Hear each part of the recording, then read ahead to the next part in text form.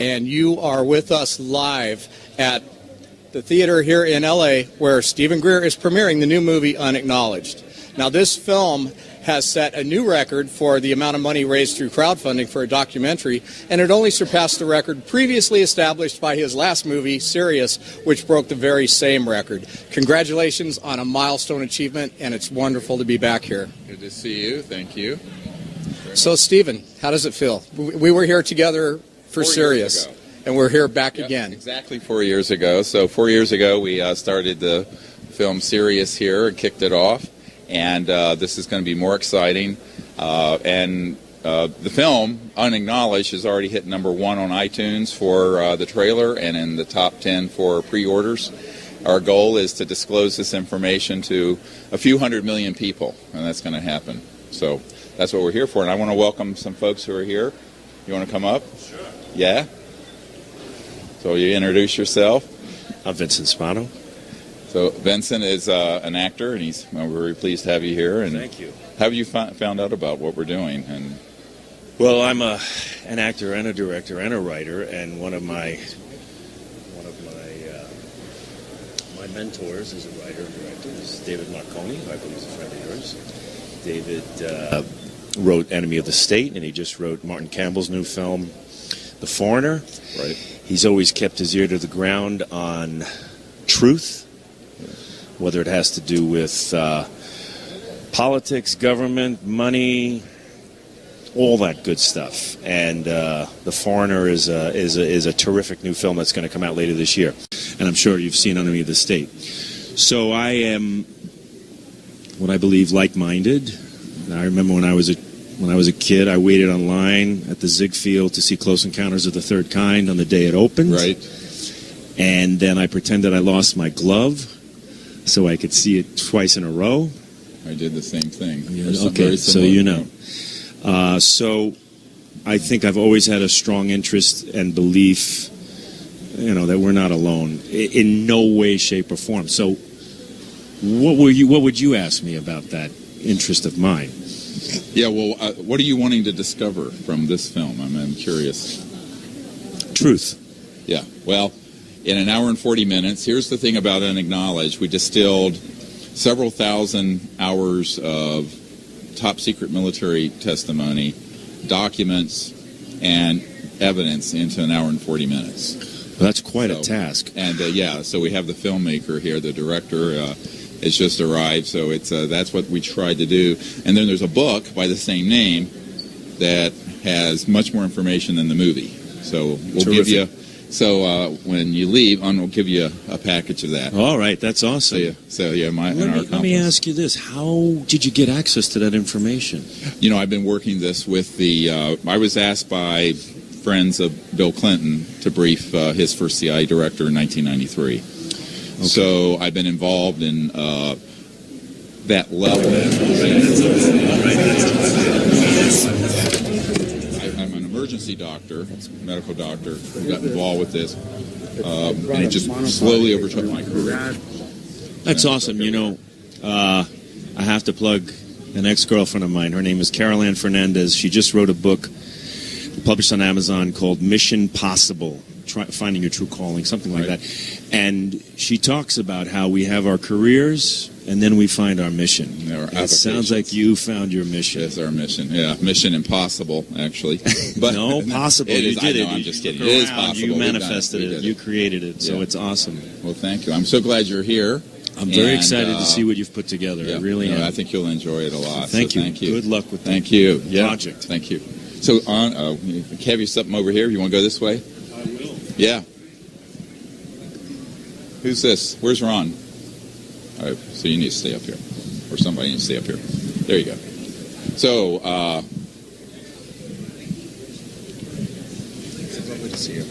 this is David Marconi. Those of you who have seen the movie Enemy of the State, was his project, a brilliant writer. We're going to collaborate on some things, and first time I think I talked to you, I said, I thought I was the enemy of the state. Opinions vary. Here's this microphone for you, David. And just for people who don't know David Marconi, I've had the pleasure of meeting him in the last few days. Brilliant, writer, and we're going to be counting on you to do a great screenplay for something coming up in the future. I want to thank you for the work you've done. I believe in conspiracies. I don't believe in theories. I believe facts. Conspiracies are like dogs. One day you wake up and you notice them and they're everywhere. And the UFOs and free technology is one of the greatest conspiracies out there. And the fact that you're able to find these people and get them to go on tape and do what you're doing, to me, is an inspiration. And I'm touched by our relationship and to be able to meet you. And if we can come up with a great project that would somehow, elevate this in a kind of a Hollywood type film, reach a lot of people, it would be. It's about educating 7 billion people out something. Half the public know UFO and the government's hiding something. What they don't know is how they're doing it, why, and that's what this is about. Yeah. Well, I think it's. And the why is the hardest thing to answer. Yes. But I want to thank you, and it's my pleasure. I think it's very, very important work that you're doing, and I'm very honored to be here tonight. I appreciate it. So if you want to ask a question? Is there a I've got my own mic. Is there an underlying sense among people in the entertainment industry that you've noticed that kind of reflects an awakening to this topic? Because for a long time it was considered to be, something that was ridiculed, and more people in high-profile positions are coming out and saying, yes, I believe this to be true, and yes, I believe that things like this are going on. Have you noticed yourself that there's more acceptance among your peers? I'm talking from personal experience that I've witnessed things 3 or 4 times that, when I was growing up, when I was 7, 8, 9, 10, I used to build model airplanes. I knew what a jet airplane looked like. I knew what a prop airplane looked like. I knew what the Wright brothers airplane looked like because I built them all. And one day you're walking in from recess, and it's like you're like 8 years old, and you're with like 10 of your friends, and you look up and you see something, and it's not an airplane. And you're like, well, what's going on here? And it really affected me. And ever since then, as an individual, as a person, I became very curious about this entire subject matter, which eventually led me to Dr. Stephen Greer, because he is he's been compiling all of these people together and putting together a coherent message that people can somehow understand. But for me, it's been a very personal journey because of things that I have witnessed on a personal basis. And I know Clinton has seen, or Jimmy Carter has seen things. Many people have seen things, but obviously it's not in the interest of big oil and all these other people to come out with the information on free technology. Because who wants to hear about that? Because suddenly you have a multi-trillion-dollar industry that's going to be displaced, and that is it's a disruptive technology. The ultimate disruptive technology and information. And to bring something like that in, it disrupts the entire world, and right. that's very scary for a lot of people. Ultimately, it'll be a better world. But it's not a world that won't come without growing pains and displacement and everything else. And you're what we call an experiencer. So there's people that believe, and there's people that have had something happen to them, whether it's an eyewitness event or an abduction event or anything along those lines where you actually went through something. See, what you don't know about that is a lot by using that word. So here's the thing. When this movie, what you're going to find out is that about things that are in the category of the usual UFO ghetto, like he just mentioned, those have been done by the counterintelligence community for 60 years. And these are one of the biggest, most shocking things in this. So I always tell people who studied UFOs know the least about it because they don't understand how counterintelligence works. So part of this expose is to show people what's going on in the counterintelligence area that has brainwashed the public on this subject to make everyone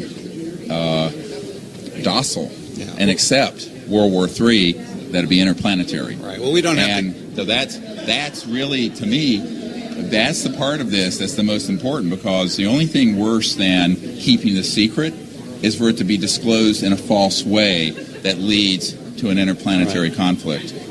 So I think that's one of the chief purposes of this film, is that I got a heads up about a year and a half ago that's getting fast-tracked, where they would false flag some events to stampede the planet into what Douglas MacArthur said in 1955 when he said World War III will be interplanetary. So I think this is the biggest problem we're going to be facing over the next few years. Well, you have to keep fear of an outside threat. Yeah, I mean, we need a new enemy. If you want the herd to gather around the leader, you need fear of an outside threat. Right. And whether it's a false flag event that creates terrorism or whatever else you want, you have to keep the public in fear, because that's how you keep them gathered around the leader. Well, that's how you control them. You know, and it's not just about UFOs. It's about, the selling of wars is as old as the history of mankind. Yeah, ultimately it's about control. Yeah. Yeah, the control of the populace. It's the same. It's the same story told over and over and over again. Well, thank you again. Oh, it was a pleasure. And really. Look, I can't wait to see the movie. I'm so movie. glad. And look, there's we have some wonderful goodie things bag for you. Oh, wow. Yeah, Okay, I can't wait. you deserve it, man. You head this way. Thank you. I'll see you later. Very nice to talk to you. Nice to Thank meet you. So, Dr. Greer, could we talk a little bit about that false flag thing for just a moment? Hello. I'm Dr. Greer, and you're. I'm Gina Carano. So This is going to be kind of funny. that's fun. So what is your background? I am a mixed martial artist. Used to do cage fighting for about 8 years, and then I moved over into action actress. Steven Soderbergh kind of discovered me for the movie Haywire in like 2005. Right. Yeah. Haywire. Yeah. Who, that Do guy? you know Well, that? yeah, I do. Just Awesome. move the camera. I can tell when you're lying. Were you in Fast and Furious or? Yeah, I was in Fast and Furious also. 6. Which one? 6. Yeah. Are you Well, good? they're on Fast and Furious 81 now. Yeah, No, I'm just kidding. yeah. It's going into like they're all getting spin-offs. Yeah. And I just get killed off. Yeah. Are you a fan of action movies? I like action movies that are based in actual events, which is the next thing we want to do. Right. Yeah. So what's your favorite action film? Well, I don't know. I would say I really liked Argo. Oh yeah, that was Okay. amazing. Yeah. Ben Affleck. Affleck's. Yeah. I really enjoyed that. I liked Aaron Brockovich because it's a story of a person, ordinary person like myself. I'm a country doctor from North Carolina originally, taking on the national security state, Yeah. and she was taking on PG&E, I believe it was. Very similar storylines. If you look at Aaron Brockovich and you see what happened with the corporate death threats and all this stuff, it's very similar to this subject. Oh, Yeah, interesting. So and you that was based on a true story. So if it's based on a true story, I find it more interesting than fiction, personally. So the director who did Aaron Brockovich is the one that broke my career, like into like. So Oh, wonderful! Cool. He did Haywire. So it's interesting that Yep. you brought that Yep. up. Yeah. So you like I don't really know anything about any of this. I kind of showed up because my buddy Jeff Bowler was like, "Hey, come to this thing," and I was like, "Okay." And so I like snuck past this red carpet, and they're like, "You have to go back up there and talk to them." And I'm like, "Oh God." So what should I know about this going into this? This is an expose of a sort of a distillation of 25 years of my research with top secret military guys and CIA folks. I began briefing the director of the CIA in 1993 for Bill Clinton on this issue of UFOs, extraterrestrial intelligence. And it's really to answer the question of what is the truth of the subject, how has it been kept secret, and the big one is why. Why is it secret? Who cares to keep it secret? And that's what this is going to answer So in an hour and 40 minutes. So you 100% believe in UFOs? No, I don't believe in them because, it's like, do I believe in this microphone? So I'm a scientist, a medical doctor. Belief is in something not proven. This is proven. So what I think is, I believe in the potential of humanity to bring this information out in a way that gives us a new civilization. Because, see, these objects are not moving using fossil fuels. This is really an environmental and technology story. And the reason this is secret, it comes out, we don't need oil. And we don't need freeways. That and was we the don't most fascinating answer I've ever heard to that question. Yeah. And actually, this is exactly the question that was asked of me by the CIA director and the head of the Defense Intelligence Agency and the Senate Intelligence Committee. Why is this secret? And when I would explain that this is a technology issue and it's about the future of the human race getting off the 1800s power system and electric grid, but the people who control that, and it's hundreds of trillions of dollars involved, They don't want that change to happen. I can see So that. when the president tries to make a move in this direction, he's told not to. And no president since Eisenhower's had control over these covert programs. And the word unacknowledged comes from unacknowledged special access projects. What that means is it's a military speak for a black project that's so black it's being run in a criminal way outside this oversight of the president and the Congress. So that's what we're exposing. My mind just was like, how? I have a personal question. Maybe it's too personal. So has your life been threatened by the government then? Yes, but Yes. I'm not worried about that now. Yeah. Sorry, I'm not even the interviewer here, but I just have... No, you have good questions. I love your questions. They might be coming from an innocent place, but No, it's I don't beautiful. really know anything about this. But Well, thank you. I'm very glad that you're here. Thank you very much. And we have the book. There's a book, by the way, that is about 10 times more information than the movie. It's coming out today also, called Unacknowledged. So Excellent. I can't wait. we'll get the and one of these beautiful posters. Maybe this is just going to completely blow my mind right Yeah. now. I can't wait. Yeah. Let me ask you something. If you were to watch this movie and then you started doing some of your own research and you began to realize the validity and the importance of this topic, because I consider it to be one of the two most important questions facing humanity.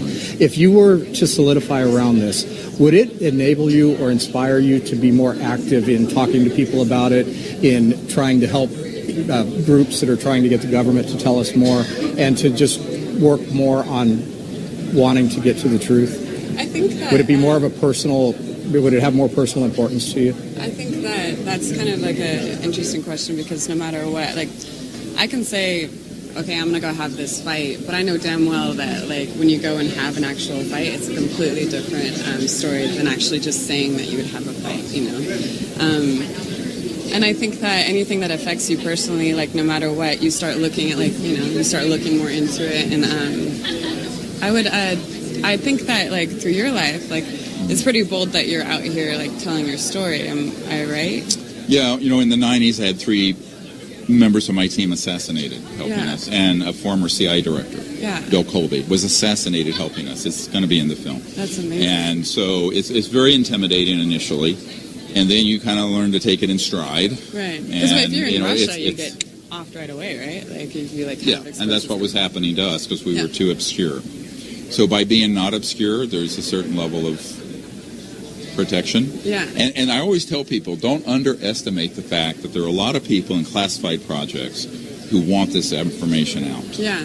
But they don't have the final control at this point. Right. So it's moving in that direction. And disclosure, I founded the Disclosure Project 2001, May 9th, which is the 16 years ago from this May 9th when the film is finally available to the public. This premieres before the release on May 9th.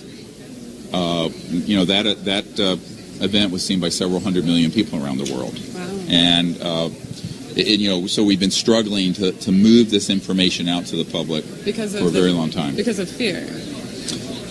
Well, I think the reason it's being kept secret is that people who are in control don't want to lose control of the current macroeconomic system.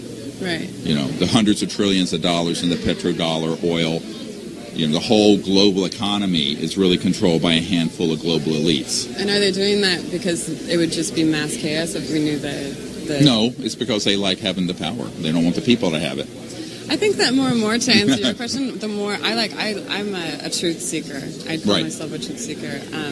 So that's where I'll leave that. And whatever you do with that, it's all a matter of, like, your personal conviction. So I'm happy to be here. I'm a newbie to this whole entire environment, but I'm actually, like, I always find myself showing up for reasons. So I'm glad to be here. And thank you. It's a pleasure to meet you. It's a pleasure to meet you. Yeah. Thank you so much. Okay. So my assistant Ann has something for you.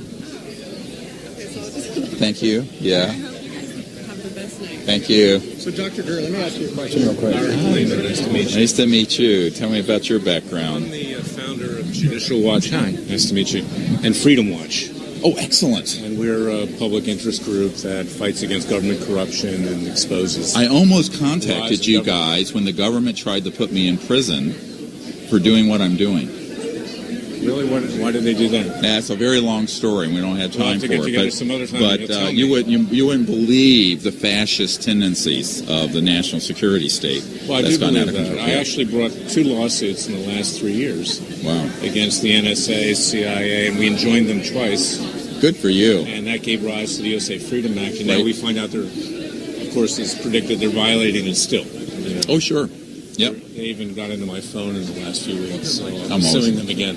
He says a little higher. Oh, sorry. Yeah, well, that's Right. wonderful that you've done Yeah. that. And I've known of your group for many years, admired it, and Thank you. we should exchange information. I may need you guys sometime. We should. Let me give you my card Thank you. on that. Yeah, and I have my card. Un can give you a card Okay. also.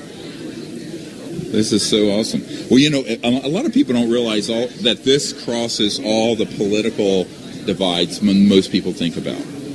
It does. This secrecy, because Eisenhower was a Republican who coined the term "beware the military-industrial complex."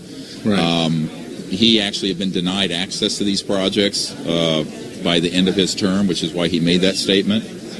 The Barry Goldwater, if you remember, you're probably of course, yeah. Senator Goldwater and I had long discussions about this, and when he was trying to find out about this, he was threatened.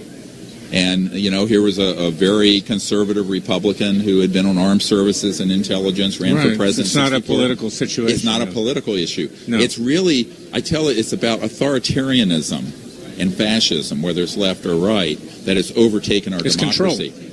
And our democracy is being run amok. They don't want to admit there may be another force out there that challenges them, you see, ultimately. Yeah, they don't want to admit that classified projects working on this since the 40s have figured out how to get us off oil, gas, coal, nuclear power, and public utilities. And that's the big issue.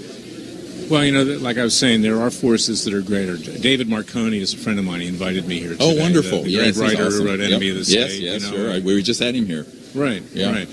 But there's a lot of things that we don't understand, and even the President of the United States is really not in control of what goes on here. No. He's the puppet. I don't know if you've seen the chart when it deals with this, with the UFO and extraterrestrial issue. The President's at level 21. This issue goes up past compartment 40. So it's, and I have dealt with presidents since Bill Clinton personally, who have been denied access to this information. Well, George W. Bush, I think, recently was on Jimmy Kimmel. Did you see that? I did. And he asked him about Roswell. Uh-huh. He says, "Is it really true?" And he says, "I can't tell you. My kids asked me that, and I can't discuss it." But I'll tell you, and who are they in control? They're controlling the President of the United States. And so what happened to our democracy and Constitution? This is the question. I'll tell you an interesting story. I represent Cliven Bundy, the rancher in Nevada. Sure. I'm a criminal defense. Sure. Yeah. So I'm walking out of Pahrump prison about 2 months ago. Right. And it's high security. Right. And I say to one of the guards, I say, this reminds me of Alcatraz. You don't have San Francisco Bay, but you've got rattlesnakes. I mean, it's the middle of the desert. He says, rattlesnakes are not what we worried about. I said, what are you worried about? He says, we see UFOs here every night. Yep. Overhead. Right. And, who knows what they are? Yeah. A huge number of them are man-made. And that's what the biggest, if you look at the display downstairs, you'll see a whole display of things that the public call UFOs that are made by Lockheed Skunk Works, Boeing, Phantom Works, Northrop Grumman, et cetera, and so on. And what people don't understand is that those have been used in clandestine ways by humans since 1954. The date that's going to shock everyone is that gravity control and zero-point free energy was mastered October 1954. And look at the TGV, the train in France or in Japan. I mean, it lifts off the track. It's anti-gravity. Right. So why can't it be taken a step further? And it has been. Yeah. For 60-some years. Well, and David Marconi believes, our mutual friend, that there's an alternative space program, which kind of makes sense, because what have we really done since the early 60s? We haven't really progressed that much in terms of what the public knows. And we're still using rockets from Werner von Braun in 1940s, right? Right. Are we to suggest that our cell phone has advanced like it has, but yet the space program has not? Right, exactly. Yeah. This is the point I make to people.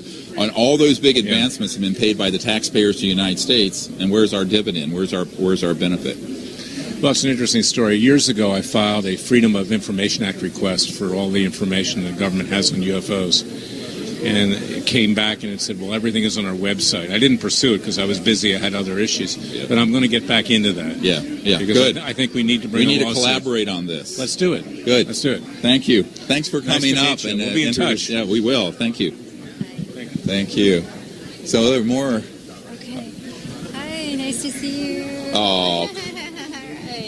God bless you. Oh, you're my thoughts and prayers. Thank you. Mwah. Thank you. It'll happen. We'll get it done. Yeah. Carmel McGuire, Jerry. Where's Jerry? They're awesome people who are on our team and near Santa Barbara. Ojai. Nice. Ojai. Close enough. Oh, thanks. Emily's stopping downstairs. And she's down. We're on the live stream here. Okay. So we just want to say, A you say you want to joyous say a time. couple words. This has been going on for a long time, and it's finally happened. We are thrilled. We drove in from Ojai to see this great man, a personal friend, and one of the dearest, most knowledgeable people that I have ever met. Jerry? I can't add to that. I agree with everything you said. Thank you, guys. We had Thank our you for being here. First contact experience with Steve. Yes. Yeah. Amazing, unforgettable experience. And we're with him for the long haul. Absolutely. Have a fabulous evening tonight. God Thank bless. you. Thanks so much. Okay. Keep me in your prayers. Hope to see you at the party after, if you can make it, if you feel up to Who's it. next?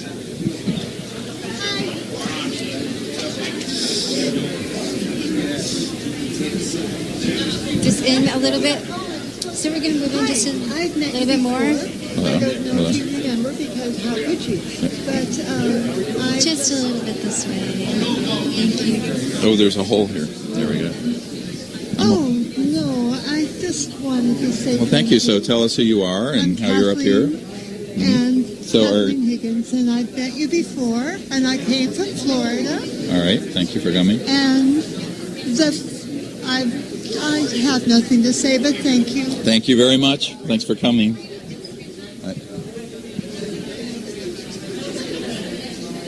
She just told me to go this way. He just wanted him this way. So, yeah. On.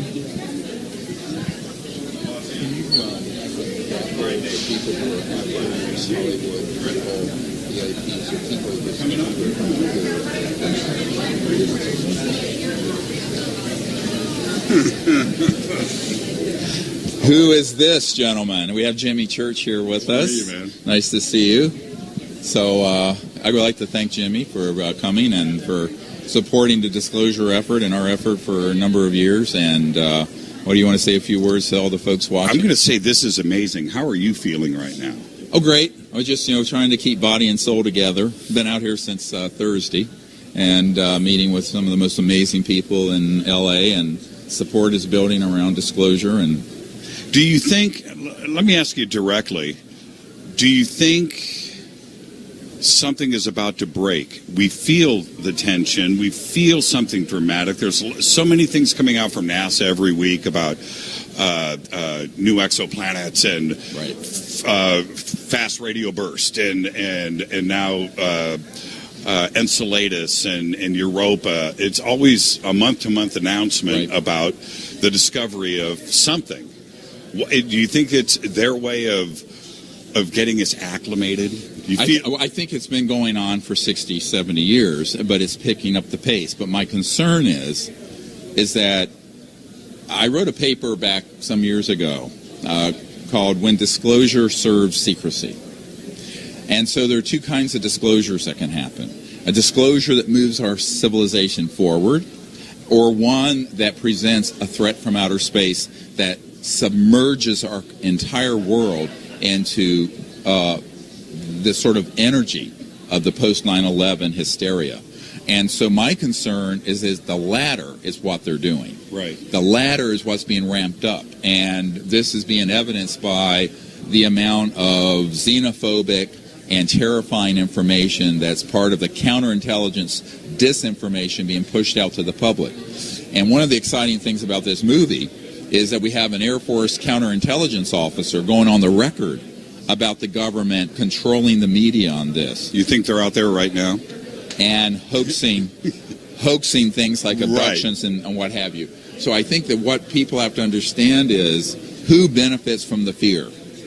The same devils who have been controlling the planet for decades, if not centuries, around war and conflict. So I think that what I feel is that we have to decide as a people, do we want a disclosure that benefits humanity and that is truthful, or are we going to run scared with a disclosure that's controlled by the national security state that would like to see endless war? And I think this is the choice of our generation. What about this kind of support from Hollywood, Sony, Orchard, behind a film like this for the first time that I could think of, where it's been this dramatic and this forward? That certainly has to say an awful lot. Yeah, and from even other quarters that I'm not permitted to talk about yet, but in a few months the world will know about. So this information in this film has potential to reach more than 100 million people within the next 4 months. So the exciting thing about that is that people are realizing that it's time for the truth to come out, and also it should be the full truth, not a half-truth. And the full truth is that a huge percentage of the information that's out there on the internet on this subject is counterintelligence disinformation designed to scare people. And as Werner von Braun, the man who invented the rocket for Adolf Hitler, said on his deathbed, basically they want to be able to create a threat from outer space that is completely a hoax. And so our concern, and the reason I rushed to get this movie finished in 12 months, is I'm getting intelligence and information that is being accelerated. So it's kind of a race between the folks who want the truth out in a way that would benefit Earth and the human race, and people who want to pop a surprise on the planet that would sink us into something much worse than the aftermath of 9/11. And I think that's really what we're up against. What does this say to you? This kind of response, downstairs it's a madhouse, right? It's I haven't been there in a while. Well, it took me a while to get up here. Let me just say that. Yeah. So, and what does that say to you? I mean, everybody is using the D word daily, disclosure. Disclosure, yeah. Well, what it says to me, and we have so many great media groups ranging from Huffington Post to Associated Press to Breitbart News coming forward wanting to get this information. To me, it says that we've reached a critical sort of mass of people interested in the subject who knows that it's real and it's time to bring it out. And to me, that's very good news, very exciting news. At the same time, we have to be prepared for that being hijacked and taken over by people who have an agenda that would serve the purpose of the secrecy. The purpose of the secrecy to this date is to keep the technology secret and to hold that card back, to play the threat card from outer space at the right time. And then Werner Braun said that in the early to mid 70s, and 40-some years ago. Right. So the question is, can we find people of goodwill who can understand the nuance of this issue? Obviously, the majority of Americans think UFOs are real and the government's hiding something. What this film and the book is actually 10 times more detailed than the movie. And by the way, all of you should ask your local booksellers for Unacknowledged, the book, because if we can hit the New York Times bestseller list, that will move disclosure forward by leaps and bounds. Well, I'm going to you've got tons of people that want to jump in here. Yes. I will say this to everybody out there. Stephen will be on with us on Coast to Coast in about 2 weeks. He hasn't formally accepted, but he will now because we're streaming live to the world. And so there you go. Stephen, congratulations. Thank you. From all of us. Thanks for coming and your help. I appreciate it. And we'll see you tonight after the Thank you. After the show. Thank you so much. Thank you. Who's next? All right. Hi. Oh, you want? Oh, okay. Who's next? Those are signed. Thank you. You know what? Oh, good. Great. I need it. I got kind of burned. Hi. Hi.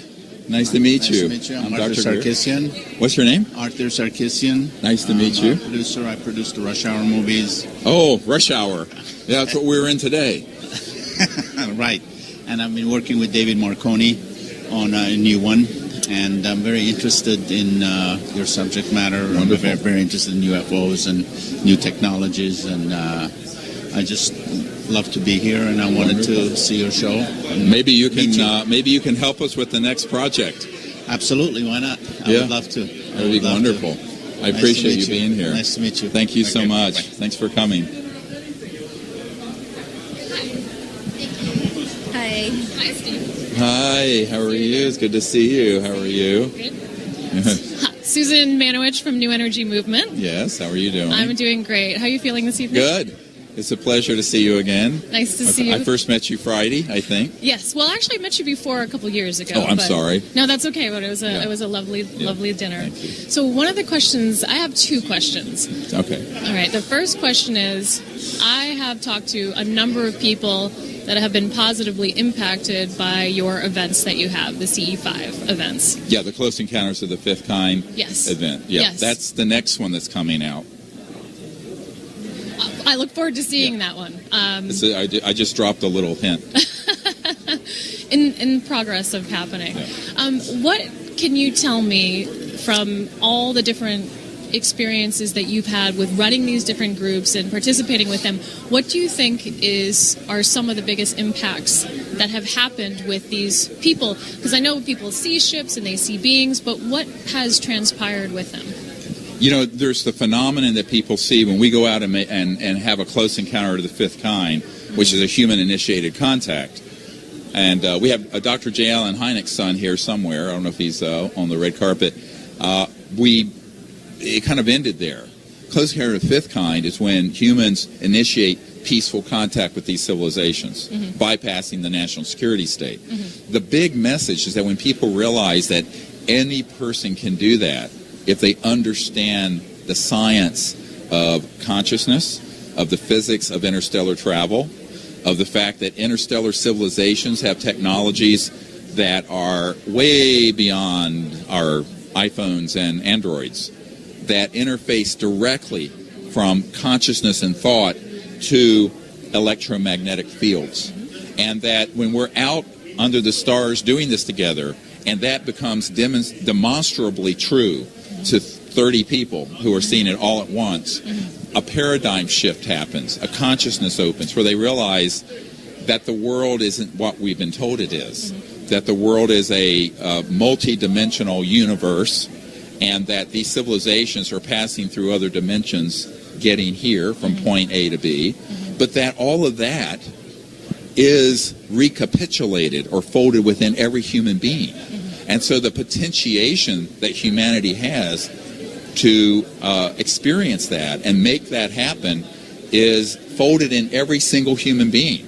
And that is the ultimate disclosure, is every human understanding that and saying the government can't control 7 billion people who awaken to the fact that we're children of Earth and we can make contact and there's nothing they can do about it. Right. So I think it's very empowering. Very empowering. On a personal level, I would say people have experiences in a week expedition like that who have been involved in studying this issue that exceeds 20 years of their prior experience. Right. It's very intense. Right. And it's also a jump in their understanding of how maybe what their function is on the planet and what they can do also. And also the complexity of it, because when we'll have one of these events happen, we'll have an ET craft come in, and within seconds there are helicopters, jets flown in that are military trying to suppress that event from happening. Right. So it's a very dramatic thing for an average person to come out and see. It's not at all frightening, at least not to me. Of course, I'm an emergency doctor, so people come in with Tech 9s and 10s trying to blow your head off. So, I mean, but I think that for people who come and realize that human beings are actually equal to any civilization out there, but we haven't realized that potential. Right. And so it's about self-actualization, self-realization. And most people wouldn't think of that when they think of UFOs and ETs, but ultimately that is what happens to people inside. Right. It's about their growth. Yeah, their growth. Absolutely. Yeah, it's a huge growth. One last question. I don't want to hold things up too much. Yeah. So you and I are in a similar arena with working to get new energy technology out. Yes. What do you think that you've seen change in the last couple of years that you feel is encouraging and inspiring to try to get this out? Well, I think the biggest is that there are more and more people realizing that this is all true and not mythological. And then once you ask the question, if the UFOs are real, how are they moving around? And they're not using rockets, and they're not using Jet A fuel.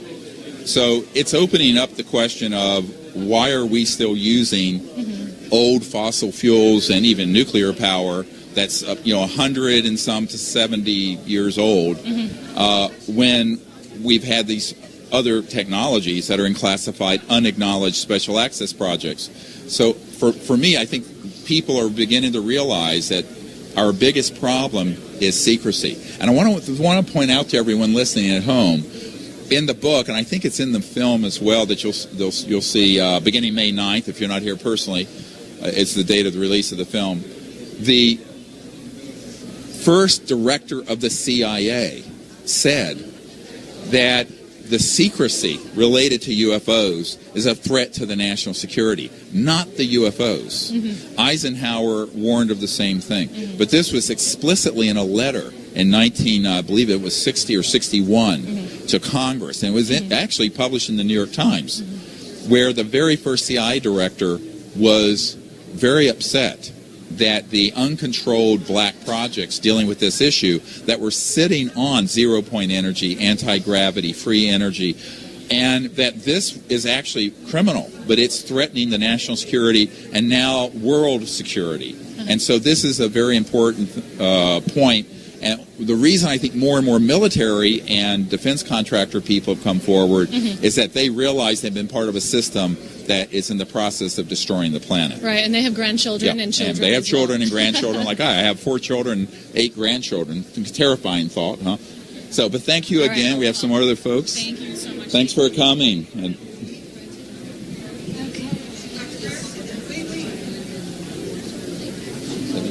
How are you? You got the time, right?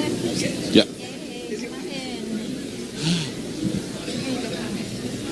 How are you? Hey, there's someone there I want to have come up. Come up. Right? Yes. I've been crying ever since I saw you. I know. Okay, so we have a very special guest here, Paula Harris, who's helped me since the early 90s, and J. Allen Hynek's son is here. J. Allen Hynek was head of Project Blue Book for the Air Force, and then started the Center for UFO Studies.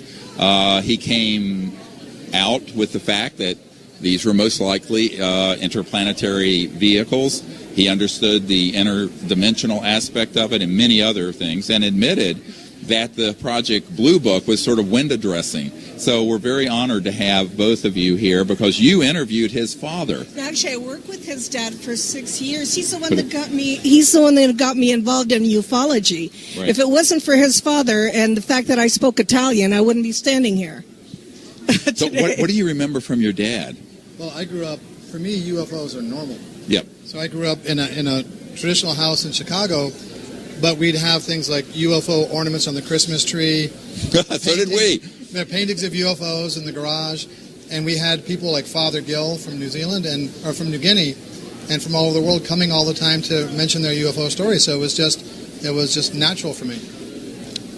What's the most interesting story your father shared with you that the public may not have read or heard about? Well, I don't know. If my father didn't share it, I don't know if I should. But I'll tell you, my favorite story as a kid was with Father Gill. When he came over he had a famous sighting in Papua New Guinea. Yep, I know that case. UFO witnesses run the gamut from highly credible and corroborated to somewhat more sensationalistic, as I'm sure you know. Sure. And Father Gill was an Anglican priest in New Guinea who had an experience, and he came to Chicago for an ecumenical conference, not to discuss UFOs, but he came and my father invited him over, and he talked about how he had seen in the company of 500 New Guineans a craft about 500 feet in the air. Right. And a lot of commotion, and then he waved and he saw a creature come out on the ship and wave back. Right. A CE-5. Yes. And at that point, he went back in, I think it was for, I forget which prayers of the day, but he went inside for prayers, Vespers. And he was roundly criticized for that, but the oath that he took wasn't that I will do Vespers every day unless I see a UFO. that was his routine. And so he's telling a story, and it wasn't the most sensationalistic story I've ever heard. There wasn't an abduction. There wasn't that kind of interaction. But he was so low-key and just answering the questions he was asked. Right. Very clearly possessed of all his faculties. And matter of fact, And matter of fact, and also very comfortable in his own skin. Right. And there were 500 other people that saw it. And I believe some radar corroborations from the other side of the country. So for me, it was one of the most compelling testimonies I'd ever heard. Right. Yes. And that was just dinner. That's wonderful. Monsignor Balducci. So Yes, Monsignor Balducci, yes, absolutely, at the Vatican. At the Vatican. Paula Harris set up that interview and meeting, and one of the things that was interesting, I don't know if you remember this, but when we were off camera, Monsignor Balducci was a senior theologian to Pope John Paul, etc. We were on the balcony, and he says, you know, I could not be giving you this interview unless Papa, meaning the Pope, wanted me to. Right, exactly. Yeah, so there's a lot of support for disclosure in places that are quite surprising. Yes. Yeah. Thank you. And thank you for being here. I appreciate it. It's a pleasure Thank you. to work with you. You're an fantastic. angel. She's an angel. Without her, we wouldn't have gotten this far at all. Jan. So good to see you. I'm very pleased to have the International Director of MUFON, the Mutual UFO Network, here. And he has been an enormously great support person and friend and has done tremendous work. We've known each other for at least 20-some years. Over 20 years, yes. Yeah, Exactly. yeah.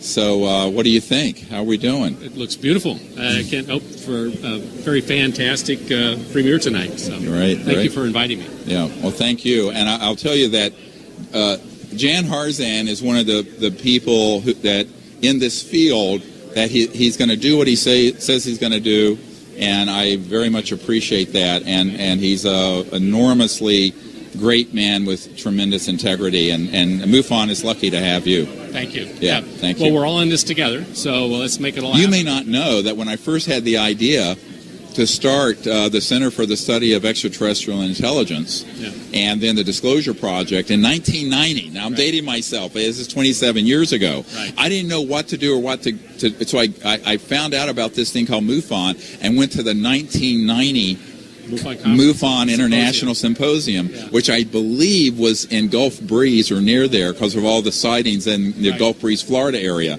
And that was my very first event. Now, of course, nobody knew who I was, of course, but which was just as well. It was nicer then. I had more fun. But that was my very first event that I ever went to. Yeah. Well, if you remember, back in the early 90s, when you started the whole Disclosure Project, it was called Project Starlight. Correct. And at the time we met, I was living on a street called Starlight Circle. I remember. I was at your home. Yeah. Anyway, congratulations and have a great... Thank you. I appreciate it. Watching the film. Thanks for coming. Appreciate it. Right. Wonderful. All right. Who else we have out there?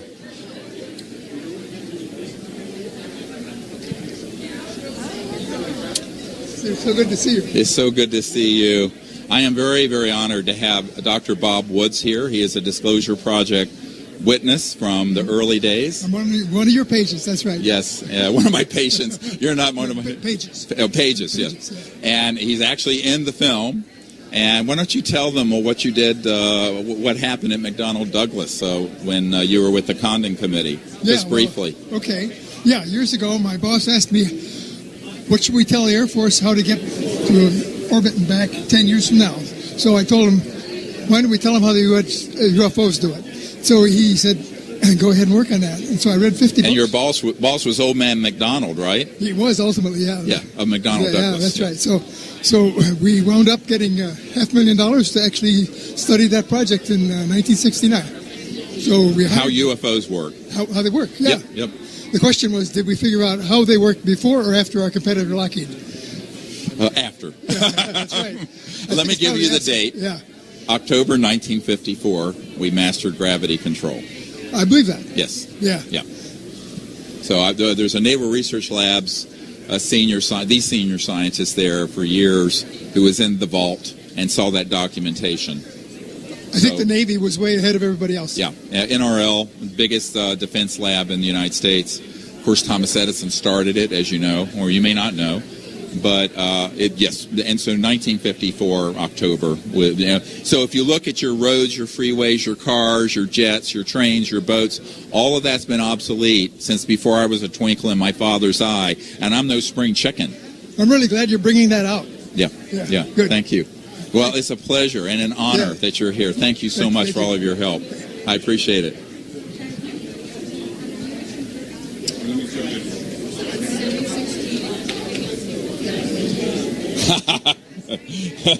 Okay, we've got a sign cap here. I'm not going to put it on, but there you go. Thank you. You want to here? Take the mic. Hi. Tommy Burr. Nice to meet you. Here on this side, can we switch? You want to switch? Yeah. Do-si-do, don't trip. Thank you. Hi. So, tell me about yourself and how you got to be here. I'm a commercial real estate broker in North Carolina, actually, Raleigh. I know your old stomping grounds around the state. Grew up in Charlotte. Yeah. Thank you for coming. Well, I started getting interested in this after watching you and several other people. Started doing the research, and I'm having a hard time not putting the pieces together as a logical, wanting to find out. It makes too much sense. Sure. It's all very logical once you figure out what the secrecy's about. Right. Yep. And all of it makes sense at that point. So, yeah, you're part of a CE5 team in North Carolina, or? No, but I'm thinking about it. I've always wanted to do something, and I saw you say it one time, which is everybody wants to know, but nobody wants to do anything. Yes, that's the hard choice. Right. And everybody wants to know, nobody wants to do. Yeah. So it's time for us to act, everyone. Right. Let's do it. And we've been doing that for 50 years or whatever, so. 70 years this year since Roswell, right? I'm not getting any younger, and I want to know. Yep. So. Well, I'm glad you're here to find out. Well, it's going to be a great night. Thank you so much. Right. I appreciate it. I'm sorry. I didn't say thank you. Huh? Yeah, of course. Come, Jim. Oh, look, where's Paul? Is Paul with you? He's not here yet. Oh, okay. So this is, everyone, this is Jim Martin. He's Vice President of the Orchard. Yep. And I want to express publicly my thanks to you. Thank you, Dr. There's Greer. thousands of people watching on the live stream. Sure. I can honestly say that this film absolutely would not have been completed to the quality it is, nor would we be working with the Orchard if it wasn't for Jim Martin. Thank you, Dr. So you have been indispensable. Thank you. So tell me about what your thoughts are about tonight. Well, I'm very excited about the turnout. And excited for everyone to see the movie on the big screen. Yeah. Are you happy with the final product? Oh, it's awesome. Yeah? Yep. Good. Excellent showing tonight. Yep. Thank you. Looking forward to the feedback. Yeah, well, we're over capacity here just about, so it's exciting. And we have a lot of media who are coming, and I think that there's some things that you and I know about that can't be talked about yet. That's right. Eventually, this film's, I think it's eventually going to be seen by 100 million people. Agreed. I really do. Yep. Yes. Thanks to you guys. Oh, thank you very much. Thank you, and to Paul as well. Absolutely. Paul, the head of the film division at the Orchard. Thank you. That's right. Good. Thanks so much. Dr. Greer. We'll see you later. It. Yes. Okay. Thank you. Okay. Thank you very much. Well, hey, we got to go. We're starting our program downstairs in 10 minutes, so I'm going to move off of here and head downstairs. Thank you guys for joining us. The contributions to make this happen were from $5 to $111,000. And it's really been touching to see people from all over the world wanting the truth to be known, for disclosure to happen, and for us to begin a new civilization on this planet. And there are a few people that I really want to thank who are specific individuals. And, of course, amongst those is the director of the film, Michael Mazzola, who was supposed to be down here with me, but sort of didn't want to do it. Where's Michael? Stand up and at least take a bow. Where's Michael? Yeah, thank you, Michael. The wonderful thing about Michael is that he's happy to work and serve and create the best educational product that is possible to move disclosure forward. And he came to the Sirius premiere with Adam Curry, who is also here, Dr. John's protege, and we didn't meet then, that I recall. because there were too many people. There were 700 people at the after party. But he reached out when we were looking for someone to head up making this new documentary. And he has such a great grasp of the knowledge and the information and the ability to weave it together. And it was just amazing that over a 12-month period, we went from the concept of this film and starting the crowdfunding campaign to completing a full-length feature film and a book in 12 months. And it was a very, very heavy lift, as we say in the Gold's Gym, and it couldn't have been done without a lot of people working on it. Another person who worked hard on this for a year is Chris Christatelli, who is here. Where's Chris? The producer? Yeah, there he is. One of the producers on the film. And Stephen Peake of Aurora's Media. Where's Stephen? There's Stephen. I say that Stephen is sort of like a co-director and collaborator that had jumped in on this film and did such an amazing job in creating the finished film that you will see tonight for the first time in public.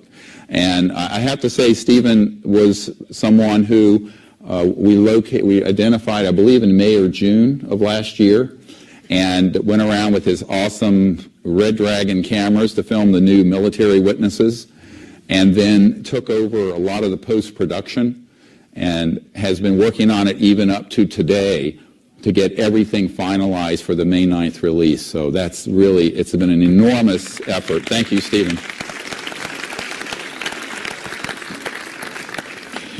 I want to also thank specifically, and I'm not going to name all of them, but there are a few of them here, the military and corporate government witnesses who have had the courage to come forward and speak the truth.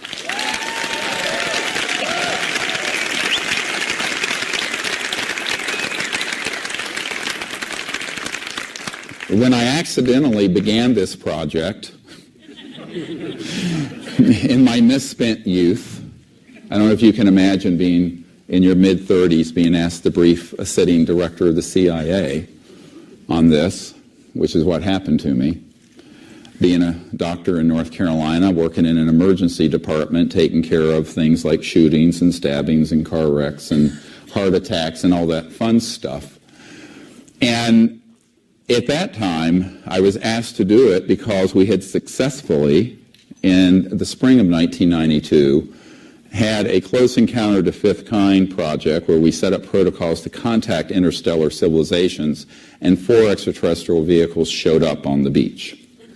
And this got kicked up to Army intelligence and the agency, and the next thing I know, I'm in a hotel room being shot, with 30 questions. Like, what the hell are you doing? But the friendly people in the IC, the intelligence community, reached out and said, look, we want to help you. And there are people who should know about this issue who are being denied access. Then at first I didn't believe it. And I didn't know. I'm a doctor, never been in the government, never had a security clearance, although I've been in underground facilities where I needed one, but I got in anyway. That's another story for another day. And what ended up happening is that the people who were key to making disclosure happen were the folks on the inside who know how dangerous this secrecy is. And those are a larger number than you can imagine. Of the little over 100 military and CIA and corporate witnesses that I have on videotape, those are maybe a tenth of the ones that I have interviewed, because the other 90% are afraid of lethal force being used against them. But the ones who have stepped forward, I think, are heroes of our country and heroes of the world, and thank you, each and every one of you who have done so.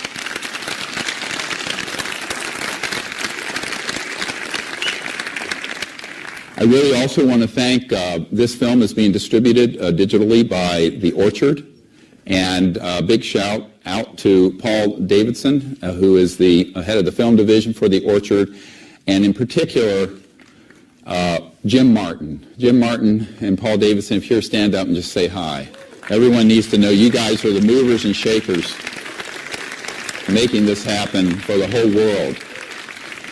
And I think that through the efforts that the Orchard has launched, there are millions and perhaps tens of millions and very possibly hundreds of millions of people who will know the truth. They are doing an amazing job. And also Julie Adansker, who is their marketing pro. Thank you very much for your great efforts. I want to say a little thing about Jim Martin. Jim Martin's a guy who's actually been involved with Close Encounters of the Fifth Kind initiative and lives down here in Orange County. And if it wasn't for Jim's pure-heartedness, his dedication, his perseverance, we would have never come together and reached an agreement with the Orchard or gotten a completed film or had Giancarlo Esposito, who many of you know from Breaking Bad, Gus, who did the narration. Such an essential part of this entire project has been Jim Martin. So from my deepest heartfelt appreciation, I want to say, all of you, a big thank you and a round of applause to Jim Martin and Paul Davidson.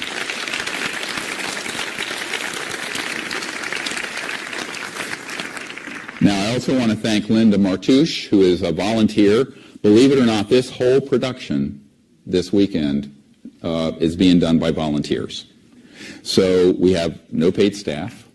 We still have no pay. I mean, the production was, but Linda Martouche and the 18 volunteers have made all of this happen, and so beautifully. So thank you, Linda, wherever you are, for your work. She's been working for months on this.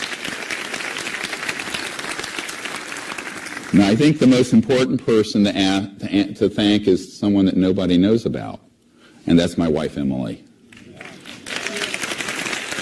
God bless you.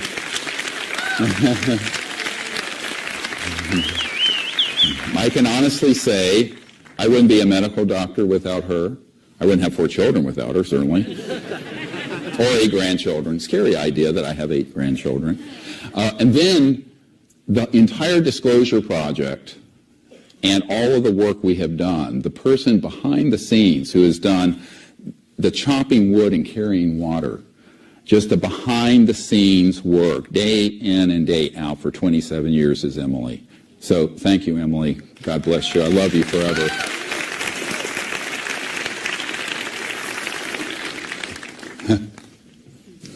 Come on in.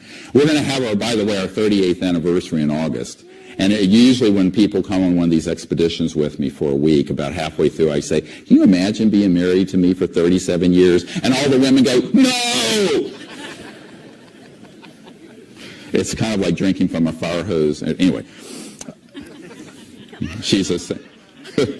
it's like a really intense project. This project is a labor of love for all of us. I also want to thank Steve Alton, who is the co-author of the book Unacknowledged. Now, we're here for the movie premiere, but this is also the book premiere. All right? So here's how all of you concerned with disclosure can move it forward. Go home tonight. Tomorrow, call your bookstore, Barnes & Noble, whoever it is, and ask them to order this for you. Get a copy downstairs first. But ask them to order it for you. And because if enough people do that, and it hits the New York Times bestseller list in the next month, that will open up so many media avenues into the expose that's in the book. And the book, by the way, has about 10 times as much data, information, cases as the movie. So I really recommend that folks, get it, but also, call people. And Steve Alton was the co-author and editor for it, a great guy who did a tremendous job at making a very readable, because all of my books I did on my own were like 600 pages, and I don't know how readable. But this is like 326 pages, reads really well, put together well, very professional, because, I'm not a professional writer, he is. And so I think you're going to enjoy this book if you're aware of the others, and I recommend that you do that. But please help us by spreading the word. And those of you who are thousands of people listening right now on live stream, please go tomorrow and ask your bookstores to order this for you, and that will really have a huge effect. Now, I want to just say a few words. First, before I forget, please turn off your cell phones. Everybody? All right? At least mute them. Thanks. Don't have to be in airplane mode, but no ringers, please. I think that most folks don't understand how deep the secrecy goes on this issue. And the unacknowledged name for this movie comes from the first word of unacknowledged special access projects. Now, I had never heard of a USAP until the early 90s when one of my military advisors, a white hat from the deep national security state, naval intelligence, said, oh yes, this is managed through unacknowledged special access projects. I said, what the hell is that? And he took me through the how of compartmentalized intelligence and projects that are so secret that if someone is your commanding general and is not part of that unacknowledged project, you are not to tell them that it exists at all. Now, this is, of course, illegal. It's a breach of the chain of command, and it's a breach that goes all the way up to whoever the President of the United States is, etc.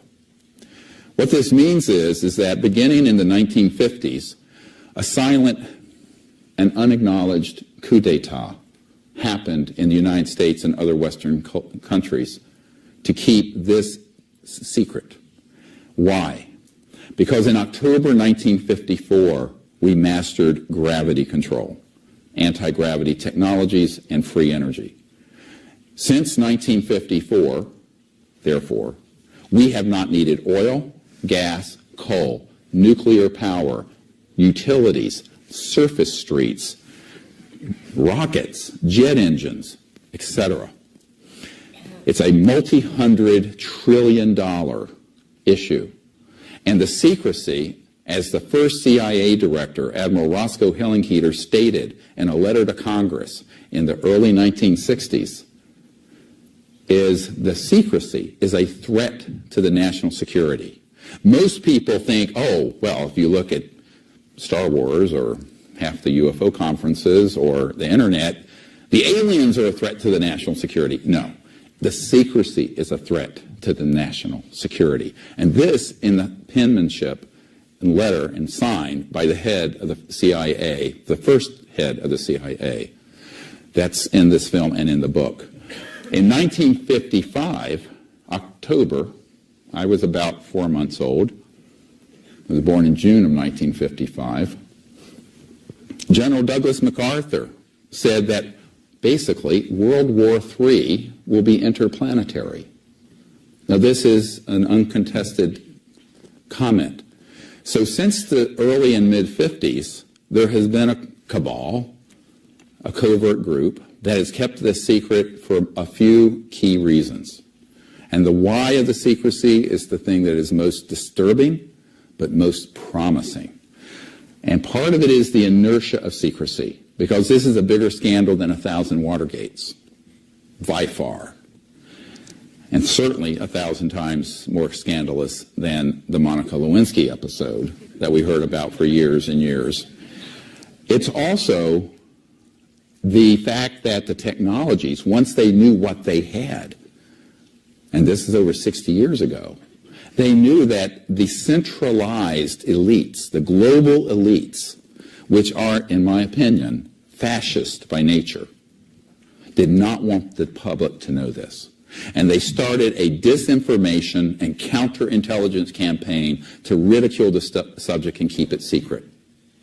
Therefore, the world we have today is in a state of environmental and geopolitical meltdown, completely unnecessary. And the only way it's going to be fixed is through we, the people. It will not be fixed by the president by himself. Yeah.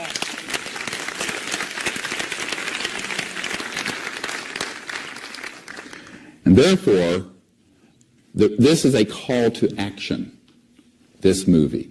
It's not made for those of you who already know something about UFOs, actually. It's made for the other 7 billion people who are our brothers and sisters on this planet, who suspect there may be something going on, but they do not know why it's secret and how it's been kept secret. Because if you were to ask 100 people on the street, maybe there'd be one, and I doubt it, who would know about what an unacknowledged special access project is, and that those projects run in a subterranean way, literally and metaphorically. so that the leaders that we elect and appoint can't control them. The other thing to remember is that, having been involved with the level of presidential briefing since 1993, a president may be read into or briefed on the subject, but it doesn't mean he has access control. Don't confuse knowing about it and controlling it. Because here's what happens. They find out about it, they want to move forward with getting the information out, and they're told, no, sir. It doesn't matter, it's the commander-in-chief. This is a serious problem because it makes a mockery of our democracy. The other problem is the fact that the fourth estate, the media, has been corrupted on this issue. And for the first time, we have an Air Force counterintelligence officer who is responsible for disinformation, admitting in this book and in this film that bags of cash have been carried to senior people in the media, locally and nationally, to secure their cooperation with secrecy. We have a CIA document that states it, and we have a constitutional attorney who saw documentation that way back during the Pentagon Papers era, he saw documentation that there were 42 people on the payroll of the CIA in senior positions of the major media in the United States to control the media. This is not a conspiracy theory, but anyone who's concerned about freedom, democracy, and the future of our planet should be quite concerned by this. But I don't want to leave people with all that. That's part of the story. The bigger part of the story is that we have a choice to make, and it's the choice of a millennium. We can choose to go into the future with the status quo prevailing, or wait for the government to do disclosure, which will be a false disclosure and will be designed to scare the hell out of the public. This Air Force intelligence officer admits that he knew personally of the military staging abductions for their psychological warfare value. This goes very deep, and we are all vulnerable to it. Look what happened after 9/11, where we stampeded into this disaster known as the Iraq War, and now we have ISIS. We have to be smarter than this, but it's going to take all of us working together, and we desperately need your help and support. Because on the one hand, you have a future, it's like the Hopi prophecy, where the line terminates and our civilization is in peril and existential risk. On the other line is that we go up and we become interstellar ourselves. We have to make that choice. There's no other generations left to make it. We're out of time. Because the Earth is not going to wait another 100 or 70 years, like it's been 70 years since Roswell. So we have to make this choice, and we can and we must. Because when this is disclosed properly, we are going to have a world that in a generation, there will be no poverty. There will be no pollution of any type. Water, air, land. There will be prosperity that's astounding. The work week will go from what it is now, where many of us work 40, 60 hours a week, barely to keep alive, down to around 10 to 20 hours at the most, globally. This will happen in one generation. So it's the biggest change in the history of the world, and it has to happen. And why not? Because with 0-point free energy and these technologies coming out, we can have a world of our dreams. And this is not a utopia. This is doable, absolutely, today. It could have been done a year before I was born. So to our children and our grandchildren and our children's children's children's children, we owe them this good future.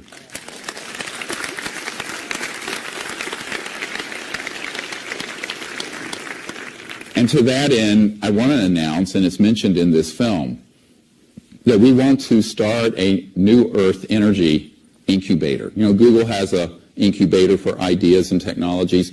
We need a people's new energy incubator where we have adequate funding. So anyone who can help us with that, see me after. Come to the after party or see me tomorrow before I go back East Coast. Because what we have to do in a very short amount of time is put together the best minds in the world who understand the physics of zero-point energy. Put it into a laboratory setting that's like GitHub. Anyone heard of GitHub? Where it's sort of an open consortium. No intellectual property, no secrets, nothing like they're doing at Apple with iPhones or Elon Musk is doing with SpaceX. It's all open source, 100%. And the laboratories are streamed online. So that the instant a physicist or an engineer hits that sweet spot in the electromagnetic field and pulls more energy out of the fabric of space and begins to run something with free energy, that data is known simultaneously all over the world. You know why? Then you can't keep it secret anymore. So to those people who know inventors working on this, doing it secretively, don't do it. You're a dead man walking. Trust me. Believe me. You're not going to succeed. The only path out is to do it openly, without secrecy, and give it to the entire planet quickly. Later, people will come up with inventions and gadgets like iPhones that they can monetize. But the basic science has to come out. So this movie, we hope, does well enough financially to be able to put together the beginnings of that research effort. But we need people to come forward who understand that our civilization needs a serious, it's like the Marshall Fund for World War II, for Europe after the end of World War II. We need to create a fund where these technologies are developed and brought out. But we have to be smart about it. We have to do it in a way where there's no secrecy, where the public owns it, and it's open source without intellectual property restrictions and without patenting. And most people in the venture capital world don't want to do it because they always want to monetize it right away. I would say that's the second step. The first step, it's like creating the internet. DARPA did it. But DARPA, the Defense Advanced Research Project Administration, isn't going to do this. You know who can do it? All of you. I know some of the people in this room. There's enough resources in this room tonight to put that new energy incubator together and get it up and running within a few months. I hope you'll help us, because this is what this message is that if we come together and stop waiting for the government and Big Brother to fix the problems and say that we, the people, will create the world of our dreams and a new civilization on Earth that will endure for thousands of years in a sustainable way, and we will become extraterrestrials to other planets in the coming generations. That's what this is about. Enjoy the film. Thank you very much. I appreciate all of your support.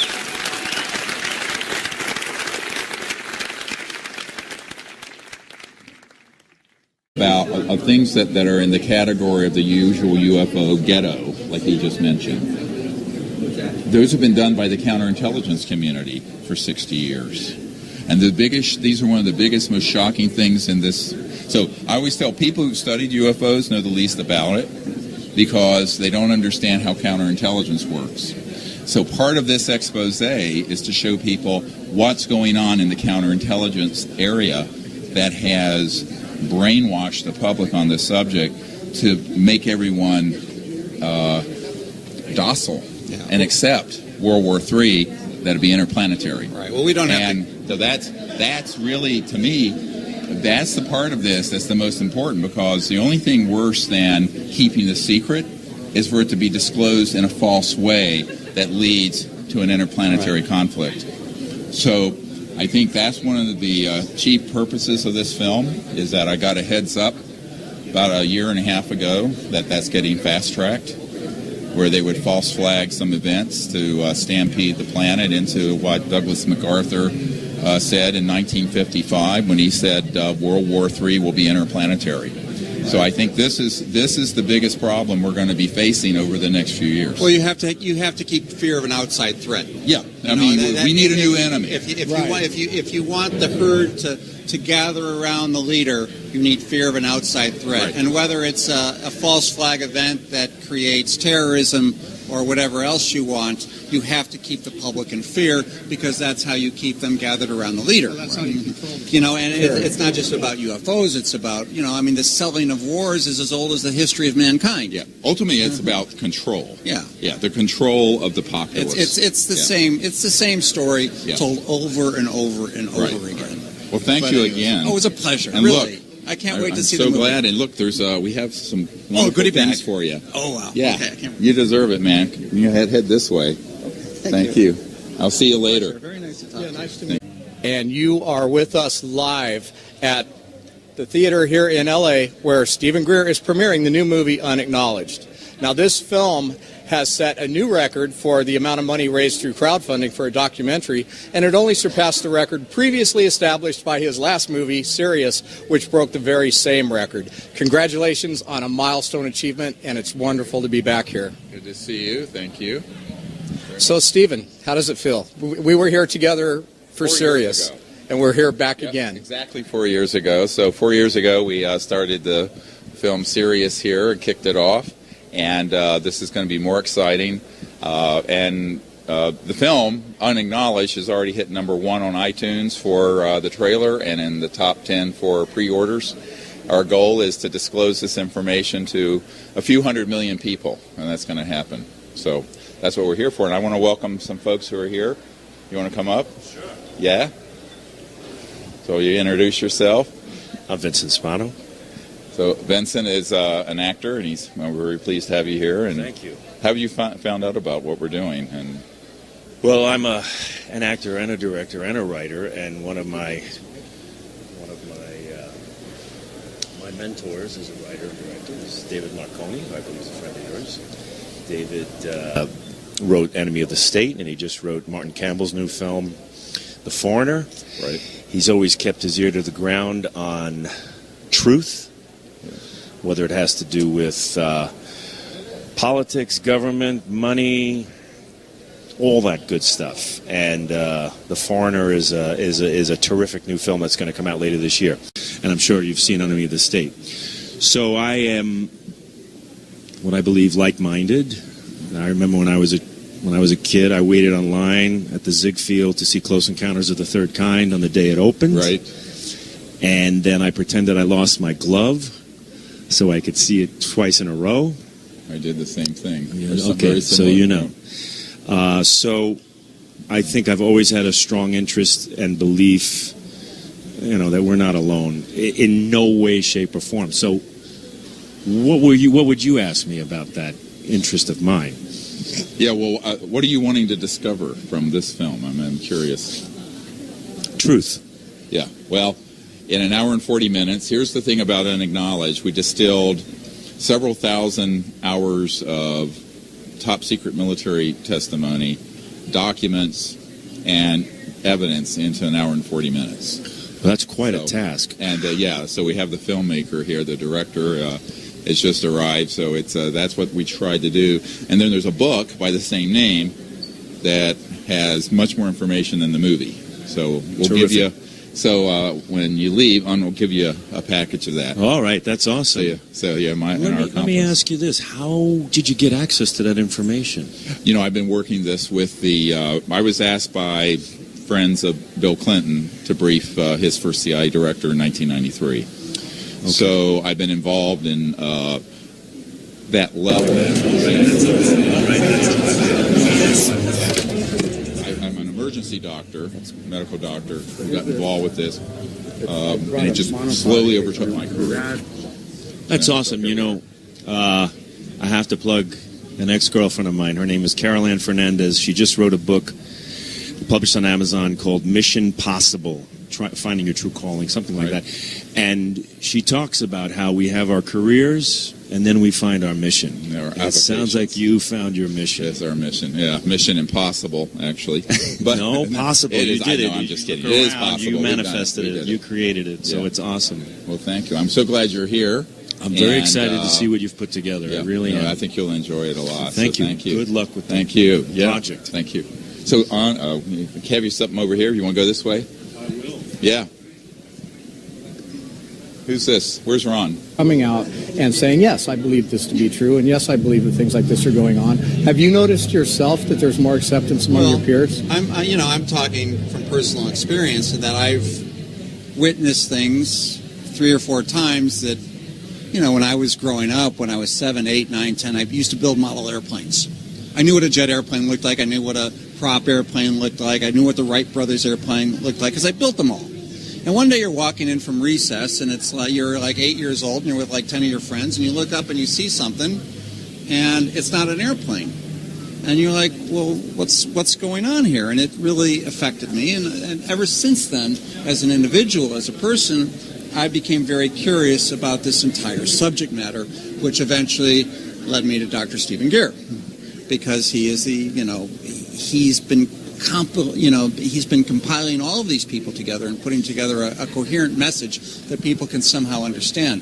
But for me, it's been a very personal journey because of things that I have witnessed on a personal basis. And I know Clinton has seen, or Jimmy Carter has seen things. Many people have seen things, but obviously it's not in the interest of big oil and all these other people to come out with the information on free technology. Because who wants to hear about that? Because suddenly you have a multi-trillion-dollar industry that's going to be displaced, and that is it's a disruptive technology. The ultimate disruptive technology and information. And to bring something like that in, to bring something like that in, it disrupts the entire world, and right. that's very scary for a lot of people. Ultimately, it'll be a better world. But it's not a world that won't come without growing pains and displacement and everything else. And you're what we call an experiencer. So there's people that believe, and there's people that have had something happen to them, whether it's an eyewitness event or an abduction event or anything along those lines where you actually went through something. See, what you don't know about that is a lot by using that word. So here's the thing. When this movie, what you're going to find out is that all right, so you need to stay up here. Or somebody needs to stay up here. There you go. So,